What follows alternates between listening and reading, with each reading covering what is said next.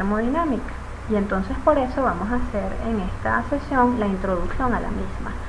Hasta el momento nosotros conocemos la aplicación de la primera ley de la termodinámica, sabemos que ella responde al principio de conservación de la energía, sabemos que básicamente se cumple en todos los procesos. Sin embargo, la sola satisfacción de la primera ley no asegura que efectivamente el proceso pueda ocurrir o pueda suceder desde la perspectiva de la realidad. Asimismo, la direccionalidad del proceso, o sea, la dirección en la cual este ocurra, tiene una influencia en el hecho de que éste se pueda llevar a cabo desde la perspectiva real. Entonces, estos elementos o estos vacíos que deja colgando la aplicación de la primera ley de la termodinámica los responde la segunda ley de la termodinámica. Esta segunda ley es una herramienta que en líneas generales se maneja desde una perspectiva teórica a través de unos ciertos enunciados que vamos a ver a continuación, y luego se articula o se operacionaliza a través de una propiedad que es muy interesante y que se llama entropía. Entonces digamos que en este primer capítulo o en esta primera parte vamos a hablar un poco acerca de la segunda ley en términos teóricos y su razón de ser. Entonces, la segunda ley de la termodinámica no se limita a evaluar la direccionalidad de los procesos, sino que también nos permite asociarnos o relacionarnos con la calidad de la energía que está involucrada en el proceso dado. Acá les presento un ejemplo sencillito a razón del comportamiento de una cámara de combustión. En esta cámara de combustión vamos a introducir los reactivos, esto es un combustible y aire. Se va a generar una chispa aquí en el seno de la cámara de combustión, y cuando se genere la chispa va a comenzar a ocurrir una reacción en cadena, ¿verdad? Como producto de esa reacción en cadena vamos a tener un reacomodo en términos moleculares, es decir, vamos a tener la formación de unos productos de reacción que en el mejor de los casos será dióxido de carbono más agua, y por supuesto vamos a tener un calor de salida que responde a la naturaleza de la reacción química que está ocurriendo aquí, que es una reacción de carácter exotérmico. Todos sabemos que en la dirección verde, ¿verdad?, el proceso es absolutamente posible. Si nosotros hiciéramos el ejercicio mental de tratar de retomar los productos de combustión, regresarlos a la cámara y rescatar ese calor que se ha disipado y regresarlo a la cámara, sabemos que espontáneamente no vamos a poder obtener nuevamente la configuración o conformación del combustible y mucho menos la del aire en sus características iniciales. Lo cual quiere decir que en la dirección contraria que estamos planteando, pues naturalmente el proceso es imposible. Estas inquietudes o estos elementos adicionales que se están presentando más allá del balance o del hecho de que la energía sea una propiedad conservativa, son los que responde la segunda ley de la termodinámica, como bien lo dije, desde una perspectiva en principio teórica y luego de una perspectiva práctica a través del manejo de la entropía. Hay otro proceso, ¿verdad?, que es muy común, que viene a significar la transformación de calor en trabajo, y es lo que responde al comportamiento de una máquina térmica directa. Entonces, una máquina térmica directa es un conjunto de dispositivos que están relacionados e interconectados entre sí y funcionan en forma cíclica. La intención de la máquina térmica directa es recibir calor de una fuente de alta temperatura y lograr la transformación de ese calor en potencia. Este proceso no ocurre de manera espontánea en la naturaleza, ¿verdad? Entonces, por ende, se crea esta máquina, este dispositivo que nos permita generar ese efecto. Necesariamente tendrá entonces la máquina que recibir calor de la fuente de alta temperatura. Esa fuente de alta temperatura puede ser una cámara de combustión, energía solar, etcétera, etcétera, convertir parte de ese calor en trabajo y por supuesto liberar un calor remanente o un calor de desecho a un sumidero que esté a baja temperatura, entendiendo que ese sumidero generalmente será la atmósfera, ríos o lagos aledaños, etcétera, etcétera.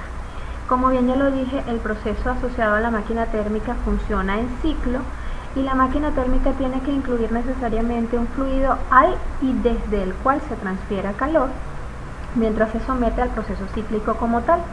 Ese fluido recibe el nombre de fluido de trabajo y pues en este caso nos estamos aproximando a lo que es el análisis de ciclos de carácter termodinámico. Entonces, como para redondear un poco la idea, la máquina térmica directa es un dispositivo que surge de la necesidad de transformar calor en trabajo, proceso que no ocurre o cuya dirección no nos permite llevarlo a cabo de manera espontánea en la realidad. Entonces, esquemáticamente, la máquina térmica directa tiene necesariamente que incluir un foco caliente y un foco frío. El foco caliente es una fuente de energía a alta temperatura. Aunque esa fuente de energía de alta temperatura nos entregue calor de forma permanente, su temperatura va a permanecer constante. Igualmente, el foco frío será un sumidero, un reservorio de energía a baja temperatura que va a estar recibiendo calor constantemente. Sin embargo, él va a mantener su temperatura constante. La intención del dispositivo es que como entrada tengamos un calor que proviene del foco caliente, se dé un proceso cíclico a lo interno para producir un trabajo neto o un trabajo útil, y luego tengamos en consecuencia un calor de desecho que es el que va hacia un río, hacia la atmósfera, etcétera, etcétera. Dicho de otra forma, hacia el ambiente. Si nosotros implementamos el balance de energía en este sistema completo, ¿verdad? Nosotros podemos analizar que ese trabajo neto de salida, que es esta flechita verde que tenemos aquí, que está representada acá en la ecuación, será la diferencia entre el calor que está entrando al sistema menos el calor que está saliendo. Ojo, estas formas de interacción de energía yo las puedo representar también en forma de tasa, es decir, W con punto y Q con punto según sean las necesidades prácticas del abordaje de la situación que yo esté efectuando. ¿Qué parámetro es el que a mí me interesa desde el punto de vista de ingeniería asociado al funcionamiento de la máquina térmica? Bueno, el parámetro que me interesa fundamentalmente es el rendimiento, también conocido con el nombre de eficiencia. El rendimiento va a ser o va a venir expresado como el cociente entre la salida deseada y la entrada requerida. La salida deseada es el para qué del proceso y la entrada requerida es ese input que el proceso tuvo que recibir para poder dar lugar a esa salida que deseamos. En el caso de la máquina térmica directa, entonces la salida deseada está representada por ese trabajo neto de salida y la entrada requerida viene representada por ese input o esa entrada necesaria al sistema para que todo el proceso pueda llevarse a cabo, es decir, el Q de entrada. Entonces, reescribiendo un poco la ecuación, esta es la simbología asociada a la eficiencia de una máquina térmica directa, que viene expresada en función de un trabajo neto de salida y de un calor de entrada. Hablamos de un trabajo neto porque internamente el ciclo tiene un cierto consumo de trabajo o de potencia. Eso ya lo vamos a ver un poquito más adelante. Entonces, acá está representado, pues naturalmente, si nosotros sustituimos el trabajo neto por la diferencia entre el Q de entrada y el Q de salida, pudiéramos reescribir la ecuación de eficiencia o de rendimiento térmico del ciclo como 1 menos el cociente del Q de salida entre el Q de entrada. Ambas expresiones son equivalentes, por supuesto, y representan la eficiencia de una máquina térmica directa. La intención desde el punto de vista de ingeniería, por supuesto, es tratar de mejorar esa eficiencia, lo cual significaría mejorar la utilización de ese calor de entrada y su transformación en el trabajo útil. Ahora bien, ¿podemos mejorar esa eficiencia? ¿Cómo lo hacemos? ¿Podemos ahorrar el Q de salida? Revisemos con detalle en un proceso flujo estable cómo es la estructura de una máquina térmica directa y cuáles son los dispositivos y procesos que están involucrados. Entonces, en principio, acá tenemos una caldera en la cual tenemos la quema de un combustible adrede con la intención de suministrar energía al fluido de trabajo en el dispositivo. Aquí está representándose entonces el foco caliente de la máquina y el calor de entrada. Se logra, ¿verdad?, el cambio de fase de la sustancia que viene circulando por acá. En consecuencia, se da un proceso de expansión en la turbina. Cuando hablo de que se da un proceso de expansión, me estoy refiriendo a que se da una caída abrupta de presión o una gran caída de presión, y a consecuencia de ello, pues o a expensas de ese cambio, tenemos un trabajo de salida. ¿Qué pasa luego? Bueno, el condensador viene a representar digamos el sumidero o el foco frío al cual nosotros liberamos el calor de desecho. La intención de liberar de ese calor de desecho es lograr las condiciones mínimas de operación para efectuar el proceso de bombeo, y naturalmente, como la bomba requiere de un insumo para operar, o sea, yo tengo que suministrar energía de fuera para lograr incrementar el cabezal de presión del fluido que va circulando a través de la misma. Entonces vemos esta flecha interna que estamos visualizando acá, que lo que me está indicando es que parte de lo que se está generando en la turbina está sirviendo para suplir las necesidades energéticas internas del mismo ciclo, es decir, la demanda de la bomba. Por eso usamos el término trabajo neto de salida o trabajo útil, que viene a ser la diferencia entre lo generado en la turbina y lo consumido en la misma bomba. Luego de ello, pues logro nuevamente las condiciones de entrada a la caldera y se da nuevamente el ciclo. Analicemos la reflexión, fijémonos acá.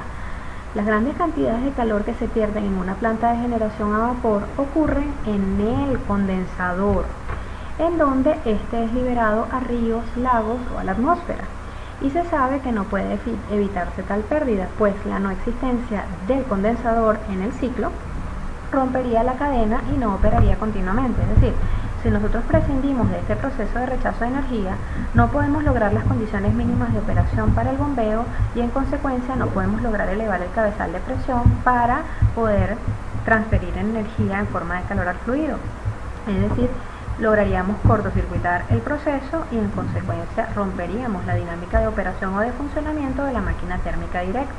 Entonces, dicho de una forma intuitiva, pudiéramos mejorar el aprovechamiento del calor que estamos incorporando al ciclo, pero no podemos llevar a cero o minimizar totalmente o al 100% el calor que sale hacia el foco frío o hacia esos sumideros que están representados por los ríos, lagos o la atmósfera. Para ser un poco más detallistas en este aspecto, vamos a analizar la pérdida de calor en la máquina térmica directa, considerando una máquina sencilla que sirve para levantar pesas. Entonces, fíjense, la intención de esta máquina es, digamos, cambiar de posición, elevar la carga desde el piso 1 hasta el piso 2. En este sentido, entonces, vamos a tener un gas que está inicialmente a 30 grados centígrados, acercamos un depósito de energía que está a 100 grados, esto viene a representar ¿qué cosa? El foco caliente, ¿verdad? Este foco caliente, que está a una temperatura TH de 100 grados Celsius, nos permite una entrada de calor a razón de 100 kJ. Esa entrada de calor está representando el QH en el dispositivo o en la máquina térmica directa, y por supuesto cuando el gas recibe esa cantidad de energía, él tiende a expandirse.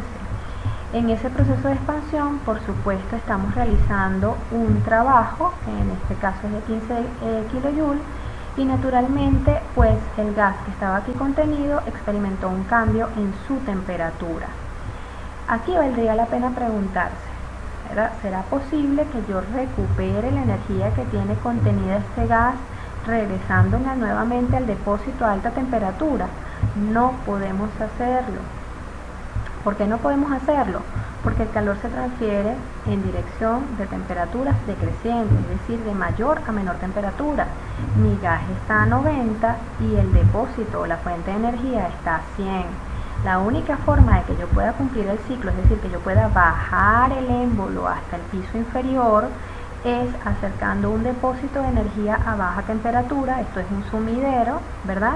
De manera tal que el delta de temperatura de 90 a 20 favorezca la transferencia de energía en forma de calor a razón del QL, esto es 85 kJ, y entonces el émbolo vuelva a bajar para lograr la condición inicial, volver a colocar la masa y entonces repetir el ciclo.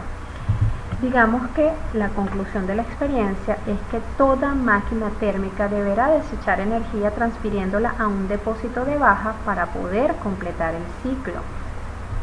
Dicho de otra forma, no es posible que nosotros tengamos un dispositivo que transforme íntegramente o enteramente el calor que viene del foco caliente en trabajo de salida, o es indispensable, ¿verdad? No podemos evitar tener el condensador en el sistema, o es inevitable tener la máquina térmica sin contar con ese reservorio de energía o ese depósito de energía a baja temperatura que nos permita volver a la condición inicial en el proceso cíclico. Este razonamiento da lugar a lo que es el enunciado de Kelvin Planck, que es el primer enunciado de la segunda ley de la termodinámica. Ese primer enunciado nos dice, ¿verdad?, de una forma muy sencillita, que es que ninguna máquina térmica puede convertir todo el calor que recibe en trabajo útil. Dicho de otra manera, ninguna máquina térmica puede tener una eficiencia del 100%. Si esto es así, entonces yo voy a dejar suspendida la pregunta siguiente.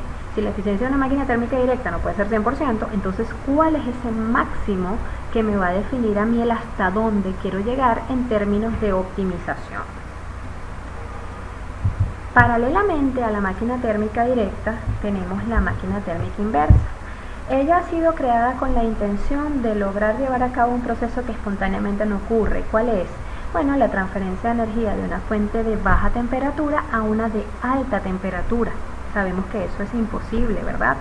Entonces, para lograr este efecto se ha creado un dispositivo que también opera en forma cíclica, que se llama máquina térmica inversa, que no es más que el dispositivo asociado al proceso de refrigeración o al proceso de calefacción, según sea el caso o las necesidades, sobre todo en países con inviernos pues agresivos.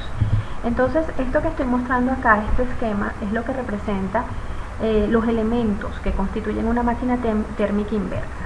La máquina térmica inversa va a contar, por supuesto, con un foco frío y un foco caliente. La intención es transferir energía de la fuente de baja temperatura a la fuente de alta temperatura. Supongamos que acá abajo tenemos un espacio que queremos conservar o queremos mantener a baja temperatura, y para ello tenemos que retirar calor de forma constante de ese espacio. Para lograr ese efecto es necesario pues incorporar al proceso, o como diría yo de una forma muy sencilla y coloquial, pagar un precio para lograr ese proceso, que es incorporar al proceso un trabajo de entrada, que es básicamente el trabajo de compresión en una máquina de refrigeración cualquiera o en un dispositivo de refrigeración. Vamos a verlo aquí con más detalle. Esto que tenemos acá es una máquina de refrigeración. Fíjense que acá está el interior o el espacio refrigerado que quiero conservar a una temperatura TL, a una temperatura baja, y de este lado tenemos digamos el entorno, ¿verdad?, que está a una temperatura TH. La intención es transferir energía de una fuente de baja a una fuente de alta temperatura. Para lograrlo, el proceso cíclico debe involucrar necesariamente un evaporador, ¿verdad?, en donde retiramos energía del espacio refrigerado que está a TL hacia el fluido que va circulando a través del intercambiador. La intención del evaporador es cambiar de fase la sustancia que viene circulando a través de él, es decir, la sustancia que solemos llamar refrigerante, con la intención de que pueda entrar al compresor en las condiciones mínimas de operación. En el compresor tenemos un input, ¿verdad?, o una entrada, que es el trabajo de compresión o el trabajo necesario para llevar a cabo el proceso, y de allí en adelante cuando el fluido se comprime, necesariamente cambia de fase. El cambio de fase también implica un incremento probablemente en su temperatura que garantice la transferencia de energía hacia el entorno, ¿verdad?, a razón de este vector que va en esta dirección. O sea, la temperatura del fluido que va circulando por dentro del condensador tiene que ser mayor que la temperatura del entorno para que exista el vector de transferencia de calor tal y como lo estamos viendo aquí en la flecha roja. A continuación, entonces, el fluido sigue circulando, se somete a un proceso de expansión que puede ser a través de una válvula o a través de un tubo capilar. Esto sencillamente es la caída de presión necesaria para lograr un descenso en la temperatura que permita la aparición de este vector de transferencia de calor en esta dirección, entendiendo que la temperatura del espacio refrigerado será mayor que la temperatura del fluido que va circulando por el evaporador.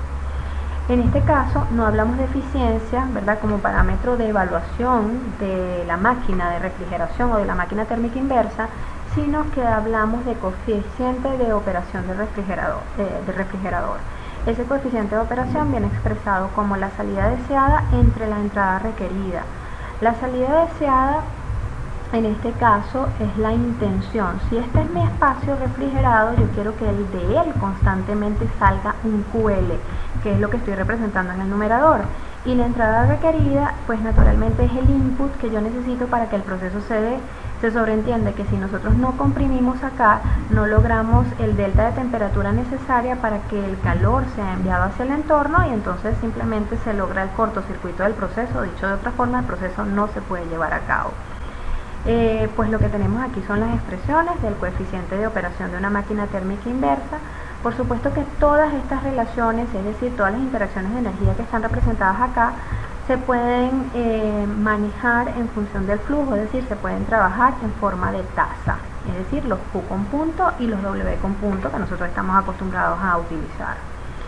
Paralelamente, también es una máquina térmica inversa la bomba de calor o el sistema de calefacción. Fíjate que estructuralmente constituye exactamente los mismos elementos.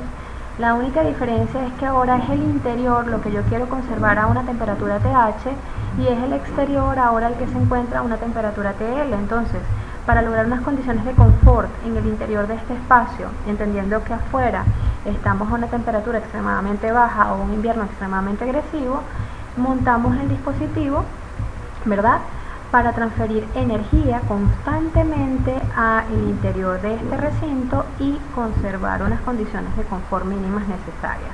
Los elementos constitutivos igualmente, vamos a tener el condensador, la válvula de expansión, el evaporador, y necesariamente vamos a tener que incorporar el trabajo de compresión para lograr las condiciones de temperatura mínimas necesarias para que aparezcan los vectores de transferencia de calor.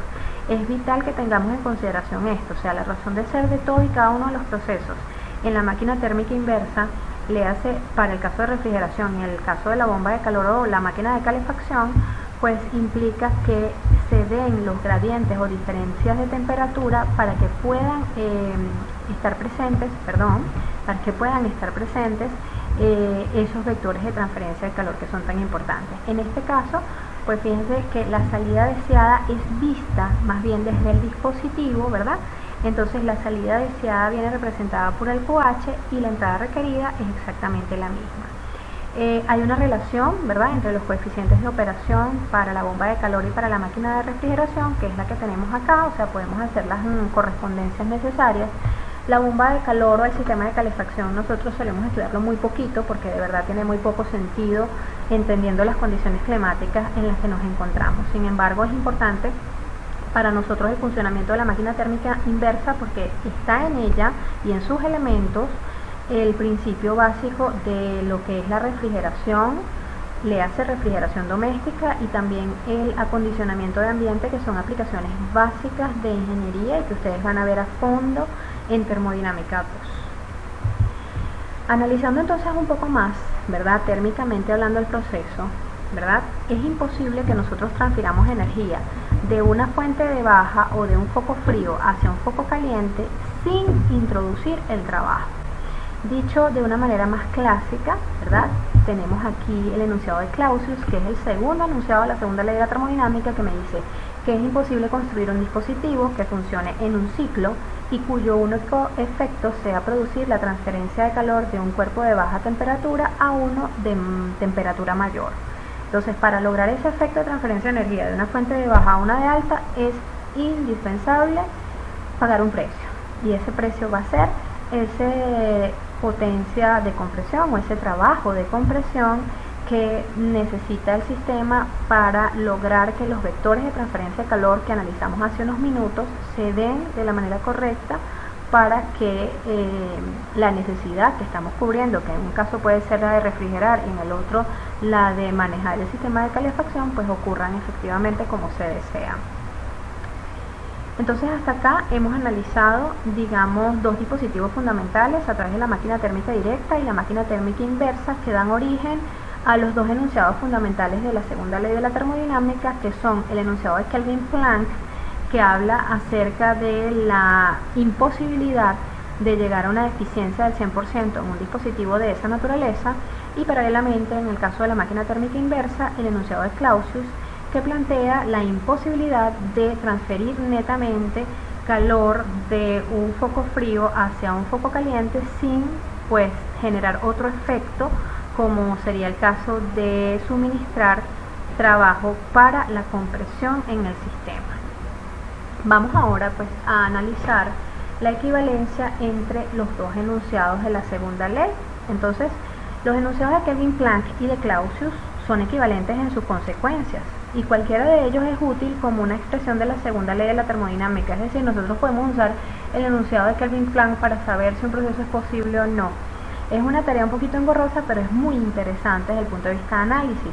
Entonces, en este caso vamos a considerar la combinación de máquina térmica refrigerador, operando con los mismos depósitos. Entonces, en un primer caso, aquí tenemos una máquina térmica directa, ¿verdad?, que pretende o que viola el principio de Kelvin Planck. Fíjense que transforma todo el calor de entrada en trabajo de salida. Esta máquina que viola el principio de Kelvin Planck, que es una máquina térmica directa, va a servir para suministrar el trabajo que requiere la operación de una máquina térmica inversa que transfiere energía de una fuente de baja a una fuente de alta temperatura.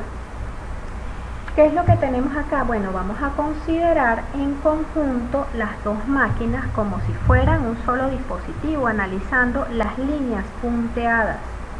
A partir de ese análisis, ¿verdad?, nos percatamos que estos dos dispositivos operando de forma conjunta hacen de modo equivalente un único dispositivo que busca transferir energía de una fuente de baja a una fuente de alta temperatura. ¿Por qué? Porque bueno, el trabajo quedó solapado dentro de la línea que yo definí como la región de estudio sobre la cual estoy haciendo el análisis. Entonces, si yo tomé como punto de partida el enunciado, una máquina, que violaba el enunciado de Kelvin Planck, llegué a la conclusión de que este dispositivo que estoy creando también viola el enunciado de Clausius, porque es absolutamente imposible transferir energía de una fuente de baja a una de alta sin que esté involucrado algún otro efecto en el sistema. De esta manera entonces se demuestra la equivalencia entre los dos enunciados. Yo los invito a que traten de demostrar la equivalencia a la inversa, o sea, partiendo con la violación del principio de Clausius. Aquí faltó una S, advierto por favor, y pues demuestren la correspondencia entre ambos en la dirección contraria a la que yo lo he planteado acá, ¿de acuerdo? Entonces, hay un concepto muy importante, que es importante, pues como ya lo dije, traerlo a colación. Ustedes ya lo vieron conmigo en clase, que es la definición de proceso reversible e irreversible. Un proceso reversible es cuando puede revertirse sin dejar huella en el entorno, es decir, yo puedo ir del instante inicial al instante final y al contrario, sin dejar huella ni en el sistema ni en el entorno. Este es un proceso que básicamente es una idealización, o sea, es un proceso hipotético que no puede ocurrir efectivamente en la naturaleza, pero que puede ser importante a los fines de, en principio, tener una primera aproximación, un primer análisis, y al mismo tiempo tener un patrón para poder compararlo contra los procesos reales o tener un techo al cual nosotros acercarnos cuando nos encontramos haciendo labores de optimización desde el punto de vista energético. Paralelamente tenemos lo que es un proceso irreversible, o sea, eso es un proceso que una vez ha ocurrido resulta imposible devolver tanto el sistema como las partes del entorno a su respectivo estado inicial. Entonces, ¿por qué un proceso se hace irreversible? Se hace irreversible por la presencia de irreversibilidades. Estas irreversibilidades pueden ser internas, es decir, que estén asociadas a el sistema como tal o que ocurran dentro del sistema, o pueden ser externas, aquellas que están asociadas a el entorno cercano o aledaño a mi sistema, ¿de acuerdo? Entonces, básicamente una irreversibilidad es la causa de que exista un efecto disipativo en el sistema.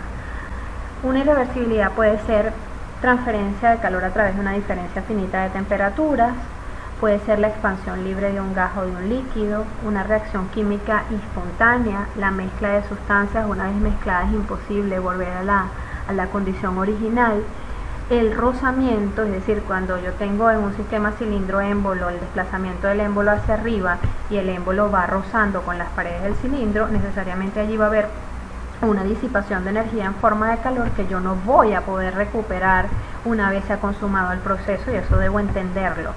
Asimismo, un flujo de corriente eléctrica a través de una resistencia. Es decir, son muchas las características o condiciones que podemos identificar como efecto disipativo o como irreversibilidad. En la realidad, todos los procesos son irreversibles. Los reversibles que hemos venido estudiando hasta ahora nos sirven como una primera aproximación para, digamos, hacer un abordaje hipotético del proceso, tener un primer acercamiento y luego hacer una comparación con respecto a los procesos reales y sus desviaciones.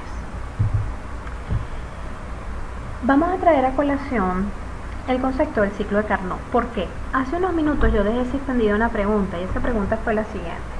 Si la eficiencia máxima de la máquina térmica directa no puede ser 100% porque necesariamente va a haber un calor de desecho hacia el entorno, entonces ¿cuál va a ser esa eficiencia máxima posible? Bueno, posible no. ¿Cuál va a ser esa eficiencia máxima a la cual yo podría acercarme? Entonces, esa eficiencia máxima es la que está definida por el ciclo de Carnot, que es el ciclo reversible más conocido, propuesto por el ingeniero francés Sadi Carnot en el año 1824, y que está compuesto por 4 procesos reversibles. 2 de ellos son isotérmicos, ¿verdad? Y los otros 2 son adiabáticos. Este sistema puede llevarse a cabo tanto en un proceso flujo estable como en un proceso en un sistema cerrado. Entonces vamos en principio a considerar un sistema cerrado como el que está representado acá en este cilindro émbolo, ¿verdad? Vamos a suponer que tenemos un sistema cerrado, allí está contenido un gas en un dispositivo que es adiabático o que pueden cambiar sus condiciones de operación, ya lo vamos a ver cómo, y se dan allí 4 procesos. ¿Cuáles son esos 4 procesos? Bueno, esos 4 procesos, en principio, déjenme quitarme aquí el apuntador para ver si puedo manejar correctamente este asunto. Si me lo quité, perfecto, vamos a poner a manejar aquí el applet para que lo veamos. Entonces, en principio tenemos la expansión isotérmica reversible. Bueno, inicialmente el fluido o el gas está a TH, la cabeza del cilindro está en contacto con la fuente de energía a alta temperatura, es decir, el foco caliente. Se permite que el gas se expanda lentamente, va a aparecer allí una diferencia infinitesimal de temperatura con respecto a la del foco. El foco va a suministrar energía al gas, de esta manera mantengo la temperatura constante, por eso lo llamo expansión isotérmica, y llego a la condición del estado 2. Luego allí en el estado 2, el depósito que estuvo en contacto con la cabeza del cilindro se elimina y se reemplaza por el aislamiento. El sistema continúa expandiéndose y como producto de la expansión necesariamente la temperatura desciende. Ya lo vamos a ver aquí otra vez cuando vuelva a activar el applet. Una vez que ocurre la expansión adiabática irreversible, ocurre la compresión isotérmica reversible, ¿verdad? En ese momento se retira el aislamiento de la cabeza del cilindro, se pone a este en contacto con el sumidero que está a TL, ¿verdad? Una fuerza externa empuja el cilindro hacia el interior, de manera que se realiza trabajo sobre el gas. A medida que el gas se comprime, la temperatura tiende a incrementarse, pero como tengo cerca el depósito, entonces se transfiere energía constantemente de manera tal que la temperatura va descendiendo hasta TL. Y por último, por supuesto, ocurre la compresión adiabática reversible. Allí se elimina el depósito de baja temperatura, se coloca el aislamiento. De nuevo la cabeza del cilindro sigue comprimiendo el gas de manera reversible y entonces el gas vuelve al estado inicial. La temperatura tiene que ascender porque no estoy permitiendo transferencia de energía en forma de calor y voy, digamos, comprimiendo el sistema de manera tal que su temperatura vuelve a ser TH, que es la temperatura inicial en la cual se encontraba el sistema. Entonces lo vemos aquí, vemos la trayectoria AB, que es la expansión isotérmica reversible. Luego, fíjense que quito la fuente de energía, veía la trayectoria BC, que es la expansión adiabática reversible. Luego registrábamos, ahí viene la estructura CD, que viene a ser la compresión isotérmica reversible. Y por último, la trayectoria DA, que viene a representar la compresión adiabática reversible. Paralelamente, como bien lo acabé de decir hace unos minutos, yo puedo analizar el comportamiento del ciclo Carnot tanto en el sistema cerrado, como lo acabamos de visualizar, como en el sistema trabajando en condiciones estables, ¿verdad? En este caso tenemos interconectados los procesos asociados a la operación en una caldera, una turbina, esto es un condensador y esto es una bomba. Entonces vamos a revisar la etapa 4.1, ¿verdad? Que es la que estamos registrando, perdonen allí, la etapa 4.1, que es la que estamos registrando acá, no es más que la compresión adiabática irreversible produciendo agua líquida saturada. Yo coloqué allí isentrópica, entre paréntesis, ese es un término que a lo mejor no vamos a entender mucho en este instante, pero que ya luego en la siguiente clase vamos a terminar de dilucidar cómo es que se vincula la entropía con todas estas características que estamos abordando de los procesos. El siguiente proceso es el 1.2, ¿verdad? En el proceso 1.2 ocurre la absorción isotérmica de calor a la temperatura de alta o a la temperatura del foco caliente, esto es desde líquido saturado hasta vapor saturado. Luego ocurre la expansión, que es adiabática y es reversible, ¿ok? Este es un proceso de expansión hasta la condición de vapor húmedo que va a ser también isentrópico, y aquí dejo suspendida, ¿verdad?, la interrogante de cómo se vincula la entropía con el hecho de que el proceso sea adiabático y al mismo tiempo sea reversible. Y luego hay un proceso, y luego hay un proceso de 3 a 4, que no es más que el rechazo o desprendimiento isotérmico de energía en forma de calor a la temperatura de baja, que puede ser TL o TC, como lo llamé aquí, T-cool, en donde logramos en 4 una condición que a lo mejor no es la deseable para la operación en el proceso, pero que completa el ciclo que entendamos es hipotético, porque el ciclo de Carnot implica que todos los procesos sean reversibles, y ya comprendimos que los procesos reversibles son procesos hipotéticos que dejan de un lado los efectos disipativos que nosotros denominamos como irreversibilidades. Aquí pues visualizamos de una forma más clara las trayectorias, ¿verdad?, de los procesos en el diagrama. Fíjense que aquí tenemos la trayectoria 1.2, que es la adición isotérmica de energía en la caldera en forma de calor. Tengo el proceso 2.3, que es la expansión adiabática irreversible. Tengo el proceso, tengo el proceso 3.4, ¿verdad?, que viene a representar el rechazo de energía de forma isotérmica. Y luego el 4.1, que viene, déjame ponerme el puntero, luego el 4.1 que viene a representar la compresión también adiabática irreversible. Hay algo importante aquí que destacar, ¿verdad? Fíjense la ubicación del punto 4. El punto 4 está dentro del domo termodinámico en una condición de mezcla. Si yo introduzco esa corriente en esas condiciones a la bomba, lo más seguro es que la bomba operativamente vaya a fallar, porque la bomba mínimo requiere para operar pues una condición de líquido saturado. Eso hace imposible llevar a cabo el ciclo tal cual está definiendo las condiciones de Carnot, o sea, entre muchos otros elementos. Por eso quiero insistir en que el ciclo de Carnot es un ciclo hipotético, o sea, un ciclo que me da el techo, el posible hasta dónde, pero que no puedo llevar a cabo desde la perspectiva de la realidad. Pues tenemos algunas conclusiones asociadas al ciclo de Carnot, ¿verdad? Entre ellas, pues tenemos las siguientes. La primera de ellas es: ninguna máquina térmica puede ser más eficiente que una reversible que opere entre los mismos niveles de temperatura. O sea, si yo tengo una máquina reversible y una irreversible que están operando entre los mismos foco caliente y foco frío, no es posible que esa máquina irreversible tenga una eficiencia superior que su respectiva reversible. O dicho de otra forma, la reversible va a tener una eficiencia mayor que la irreversible. ¿Por qué? Porque en la irreversible están tomándose en consideración los efectos disipativos que involucran pérdida de energía hacia el entorno, dicho de alguna manera. En segunda instancia tenemos el segundo corolario, o digamos una segunda conclusión, y es que todas las máquinas reversibles que operen entre los mismos límites de temperatura deben tener el mismo rendimiento.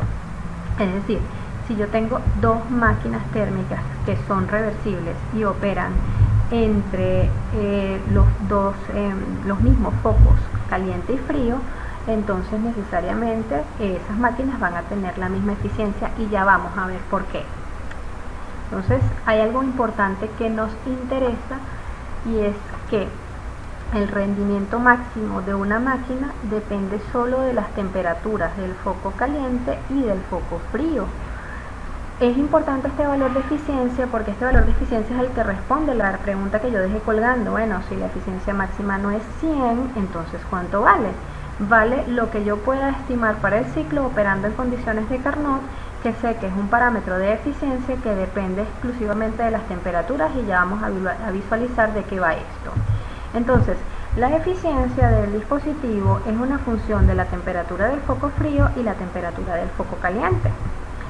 Yo sé, por el análisis que acabamos de hacer hace unos minutos, ¿verdad?, en la ecuación general, en el análisis de aplicación del balance de energía en la máquina, que la eficiencia del dispositivo puede expresarse como 1 menos el cociente QL entre QH.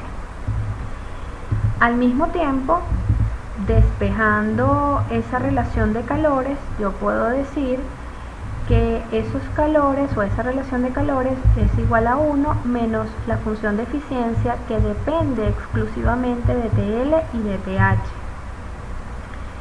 Es decir, que esa relación de calores es también una función arbitraria que nada más depende de las temperaturas del foco frío y del foco caliente. Esa función, que es una función alternativa, ¿verdad?, en este caso particular va a ser utilizada justamente aquella que se corresponde con el origen de la escala Kelvin de temperatura. ¿Qué significa esto? Bueno, que esa función alternativa de temperatura no va a ser más que el cociente TL entre TH, que es el origen de la escala Kelvin. Esto significa entonces que en un ciclo reversible, que es el que estamos analizando, ¿verdad?, por las condiciones de Carnot, lo vimos, ¿verdad?, los efectos disipativos no existen en este ciclo, o las irreversibilidades no están siendo tomadas en consideración en este ciclo. Entonces el cociente de calores va a ser exactamente igual al cociente de temperaturas absolutas, temperaturas de la escala Kelvin, TL y TH. Dicho de otra forma, entonces, el rendimiento máximo de una máquina térmica directa o el rendimiento máximo obtenido a través de las condiciones de operación de Carnot será 1 menos TL entre TH, como lo estamos visualizando allí. ¿Qué pasa? Si yo tengo una máquina térmica directa y sobre esa máquina térmica directa cuyas temperaturas de foco caliente y foco frío yo conozco, ¿verdad?, y yo, pues, haciendo análisis de primera ley de interacciones de energía, estimo su eficiencia y le comparo contra la de Carnot, yo puedo saber si esa máquina es posible o no. Por ejemplo, si la eficiencia de una máquina térmica cualquiera me da mayor que la eficiencia de la máquina térmica operando en condiciones de Carnot, entonces yo sé que esa máquina es imposible. Si la eficiencia de esa máquina térmica directa me da exactamente igual a la de Carnot, entonces yo sé que esa máquina es reversible. Y si esa eficiencia térmica de esa máquina hipotética, me da inferior que la eficiencia que yo haya podido obtener por Carnot, entonces esa máquina es irreversible y además muy cercana probablemente a la realidad. Paralelamente aquí, ¿verdad?, quiero mostrarles una representación atípica de lo que es el diagrama. Digo atípica porque hasta el momento no lo hemos hecho, pero a partir de la próxima clase sí, que es la representación en el diagrama TS del ciclo de Carnot, una representación que me permite también llegar a la misma conclusión que llegué en la lámina anterior. ¿Cuál es esa misma conclusión? Bueno, que la eficiencia del dispositivo reversible, ¿verdad?, o la eficiencia del ciclo operando en condiciones Carnot dependerá exclusivamente de las temperaturas absolutas TL y TH. Entonces lo que tienen representado acá es el diagrama TS y los diferentes procesos. Recordemos, el 1-2 es la adición adiabática irreversible de calor, es decir, la adición isotérmica de calor a la temperatura TH. El proceso 2-3 es la expansión adiabática e irreversible, allí sí. El proceso 3-4 es el rechazo isotérmico de calor a la temperatura TL, y el proceso 4-1 me habla sobre la compresión adiabática y reversible.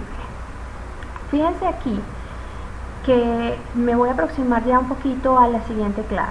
En un diagrama TS, el área bajo la curva representa el calor, ¿verdad? ¿Qué significa esto? Que el área 1, 2 completa, ¿verdad? Esta área que tenemos acá, de este rectángulo grande, viene a representar el calor de entrada. Y el área 3, 4 completa, este rectangulito que pudiéramos dibujar acá, viene a representar el calor de salida. Entonces, fíjense que esta área es el QH y esta área 4, 3 hasta los ejes es el QL. En una primera instancia, el QH sería entonces el producto de TH por la diferencia S2 menos S1. Y en una segunda instancia, el QL vendría a estar representado por el TL multiplicado por la diferencia S2 menos S1 también, porque resulta que S2 es igual a S3 y S1 es igual a S4.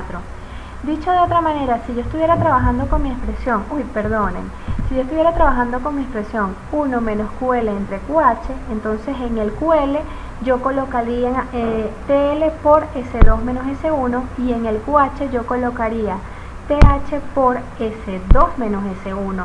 Los saltos de entropía se cancelarían entre sí y entonces me quedaría la expresión exclusivamente, ¿verdad?, mostrándome el cociente de las temperaturas. O sea, esta es otra manera de llegar a la conclusión de la lámina previa.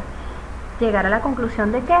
De que la eficiencia de una máquina térmica reversible depende exclusivamente de las temperaturas del foco caliente y del foco frío, y que esta eficiencia es la máxima, ¿verdad?, que pudiéramos asociar al funcionamiento de un dispositivo de esta naturaleza, porque ha sido estimado bajo las condiciones que Carnot ha definido, que son condiciones de procesos reversibles, es decir, procesos que no toman en consideración los efectos disipativos que nosotros mencionamos o denominamos irreversibilidades. De esta manera entonces cerramos este encuentro, cerramos el contenido que sería evaluado en el parcial que quedó suspendido justo en el momento en el que iniciamos las actividades, o mejor dicho, en que suspendimos actividades en el campus universitario. Y pues lo que queda de parte de ustedes sería practicar un poco. Recordemos que el enfoque de la segunda ley, por lo menos en este primer tramo, es un enfoque teórico, pero es interesante. Podemos trabajarlo a través de demostraciones, podemos trabajarlo a partir del análisis de las eficiencias posibles de un dispositivo máquina térmica directa o máquina térmica inversa. Tenemos a la mano los modelos matemáticos que nos van a permitir hacer los análisis.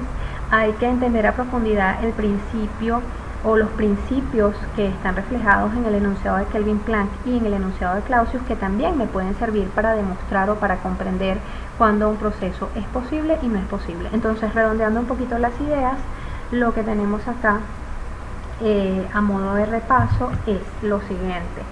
Tenemos como contenido la aplicación del balance de masa y el balance de energía en el sistema abierto trabajando en condiciones estables, y también el balance de masa y el balance de energía para el sistema abierto operando en condiciones transitorias, que fue lo que aparece en las primeras láminas de esta presentación.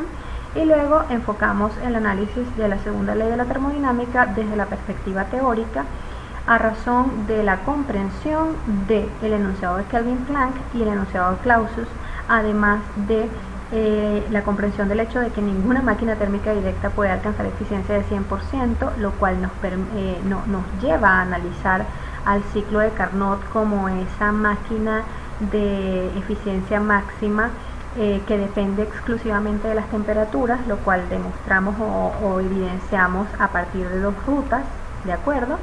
Y además sabemos que la máquina térmica de Carnot puede estar asociada a la operación de un sistema cerrado y de un sistema abierto, y la podemos enfocar desde cualquiera de esas perspectivas sin ningún problema. Voy a cerrar así este encuentro. He decidido grabarlo por las condiciones que ya conocemos. Si hay dudas, entonces no duden por favor en escribir a través de los canales que tenemos ya previstos para tal fin. Hasta la próxima.